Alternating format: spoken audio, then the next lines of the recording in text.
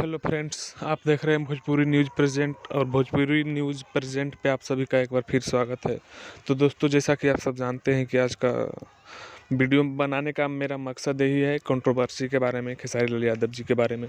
जी हाँ दोस्तों, खेसारी लाल यादव जी ने भी पहले लड़की का नाम लेकर गाना गाया था, पर प्रॉपर किसी के मतलब पता नहीं चलता था कि किसी के, बहुत सारे किसी का कॉपीराइट नहीं होता है। वैसा गाना चलो मान लो जो भी गाया उन्होंने गलत गाया, लेकिन खेसारी लाल यादव जी के बेटी का फोटो लगाकर एकदम टारगेट करके खेसारी लाल यादव जी के बेटी पर गाना गाया गया था।